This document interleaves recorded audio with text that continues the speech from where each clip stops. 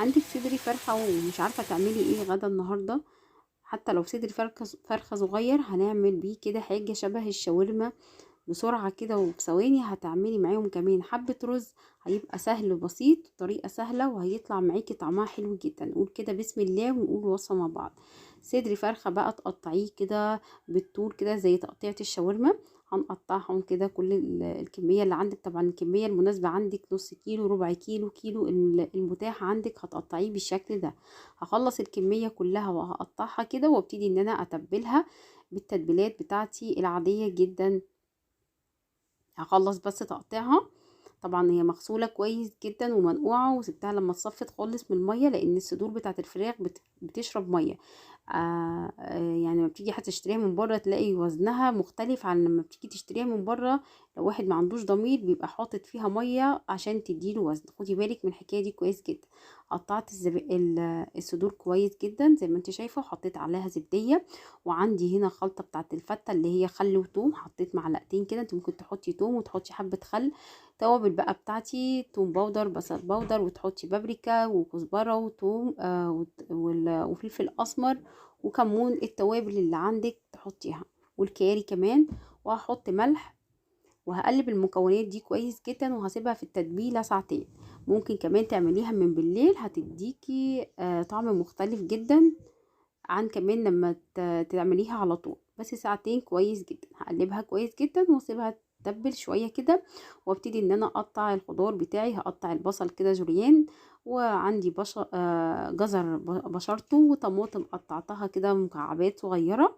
طبعا قطعت كده بصلتين او 3 بصلات كده متوسطين، وجبت بقى جزرايه كده كبيره بشرتها، وطماطم قطعتها مكعبات بالشكل ده.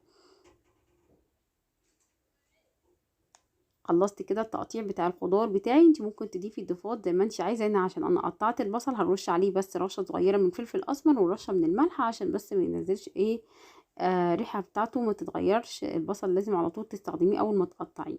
لو انت هتستخدميه على طول ما تحطيش الملح. جبت طاسه على النار، لما سخنت حطيت فيها زيت، حبه زيت صغيرين مش كتير. وابتديت كده، اول لازم الزيت يبقى يسخن، وبعد كده ابتدي احط الفراخ بتاعتي كده واسويها، ما اقلبهاش، واديها الصدمه بتاعتها الاولانيه. اول ما تاخد كده تقفل المسام بتاعتها الفراخ بتاعتي، ببتدي الاول انزل بالطماطم واقلبها كويس جدا، واسيبها تغلي غلوتين كده، واحس ان هي اتشربت شويه، او الطماطم بتاعتي ابتدت ان هي تغلي كده في تاخد وتدي كده مع الفراخ. ببتدي انزل بقى بقيه الخضار بتاعي اللي هو آه الجزر والبصل. وكمان لو عندك كمان ممكن تحطي خضار بسلة حلوة جدا، بتديكي طعم مختلف. تغيري كده في اكلاتك، لو ولادك ما بياكلوش البسلة ممكن تدخلي معاها البسلة، حلوة جدا. هقلبها كده كويس جدا، وانا طبعا متبلاها وكده تمام. تبلت معايا، ممكن كمان تحطي معاها فحمية كده وتغطيها عشان تديكي طعم الفحم. وطبعا الرز احنا عملناه مع بعض قبل كده، الرز ريزو بيبقى سهل جدا. هنزل لكم فيديو الرز اللي انا عملته معاكم قبل كده في كذا وصفة للفراخ. وبس كده بتحطي فوقيها الفراخ وبتقدميها، وبالهنا والشفا. بجد اكلة سريعة وسهلة ومش بتاخد معاكي وقت خالص، ولا حاجات كتير في المطبخ، ولا بتقفي كتير في المطبخ. يا رب النهاردة تكون الوصفة عجبتكم. طعمها رهيب يا جماعة. الفراخ طعمها حلو جدا مع البصل، وكمان لما بتسيبيها في التتبيلة بتفرق جدا في الطعم. شايفين شكلها عامل ازاي؟ حلوة قوي وسريعة. ممكن بأي كمية تعمليها، بربع كيلو، بنص كيلو، هتعمل معاكي فرق كبير. يلا كده، هتوحشوني الفيديو الجاي. استودعكم الله، والسلام عليكم ورحمة